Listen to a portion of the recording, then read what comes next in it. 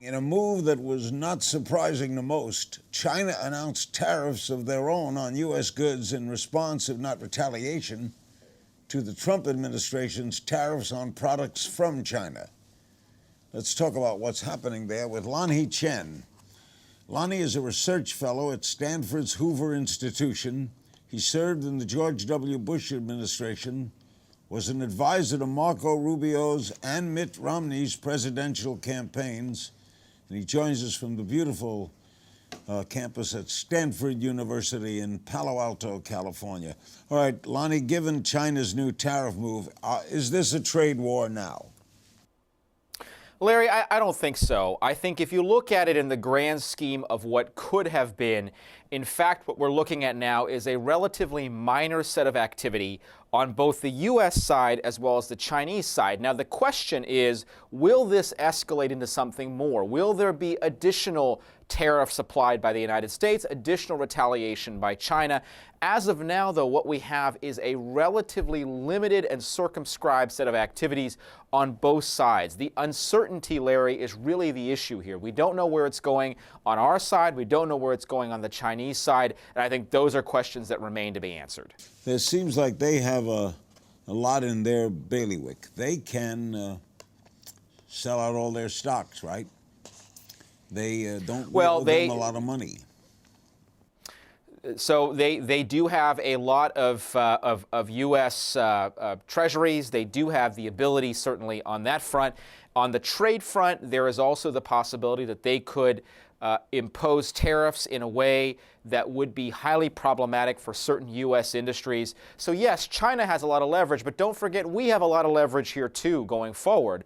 The question is how much of that leverage the president wants to use, and whether in fact the goal here is really to get to the Chinese, to get them to the negotiating table to forge a better long-term trade deal with that country. I think that's the big wild card here. No one exactly knows what the long-term strategy is for the Trump administration in dealing with China in this way, and I think that ultimately remains the biggest reason why you see markets so jittery and a lot of analysts concerned about where this could lead.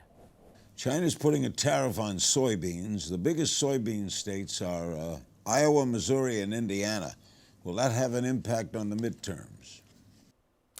Very strategic on the part of the Chinese, Larry. They're going after states, first of all, where President Trump did well, but second of all, where there are political equities at play this year. You're absolutely right that it creates a difficult situation for Republicans in those states. Are they going to be in favor of this activity that Trump has undertaken, knowing that potentially in the long run it could lead to economic issues in their states? It could lead to economic issues, for example, for farmers and ranchers. This is a question ultimately that will have to play out, how these candidates will respond, how Trump will continue to escalate or not the trade war with China. But make no mistake, the Chinese are being very strategic in their response to President Trump's activity.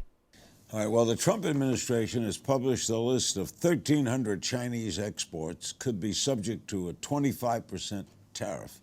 Beijing is warning it will take measures of equal intensity and scale. Wouldn't that be a trade war?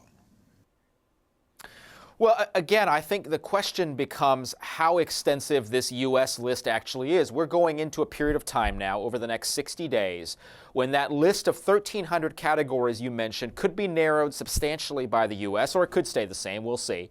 But this could be the first effort in a bid to open discussions, to open negotiations. We'll have to see. I think it's far too premature to declare this a trade war, to declare this a massively escalating situation. We don't actually know exactly where this is going to end. It's clear that the rhetoric has amped up, that we are under risk potentially of a trade war. But to say that we are there now, I think is premature.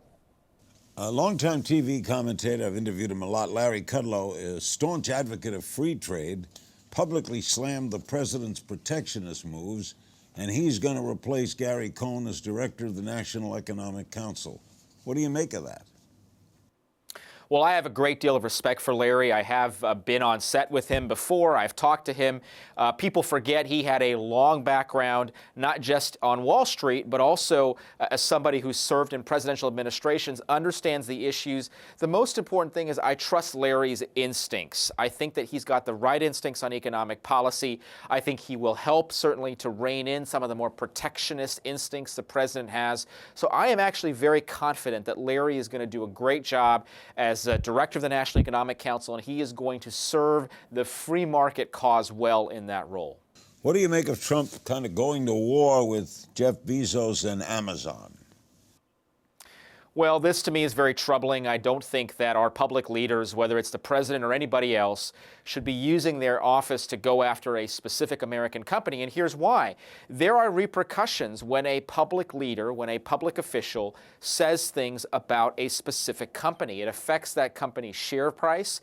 It affects people's confidence in that company. And ultimately, it takes us away from the kind of free market economics I would hope the president stands for. So I'm troubled by the specific attacks on Amazon. I think if there are issues that need to be addressed around the competitive landscape of online retailing, those should be addressed by regulators. But going after a specific company, I think, is highly problematic and frankly goes against the free market instincts that I think Trump's policies have demonstrated so far. Could he back up that attack with presidential action? What tools would he have?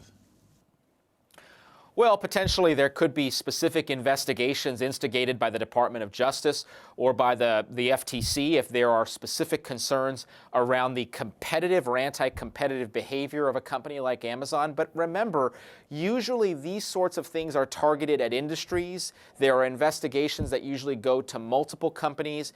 And generally speaking, we don't have the president specifically naming a company when he talks about the need for that kind of investigative activity.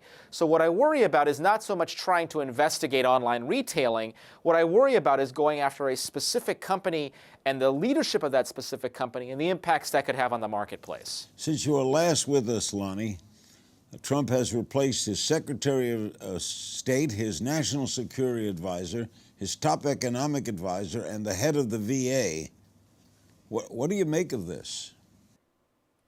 Well, I think President Trump wants to put around him people that he agrees with and who agree with him. I think he is certainly entitled to have his own cabinet, his own set of advisors. What I want to make sure of is that there are people there who are willing to give him their best advice, even if it means running afoul of maybe what the president wants. Now, I think that there are some good people who've been named to these positions. I think Mike Pompeo is going to be a very good Secretary of State.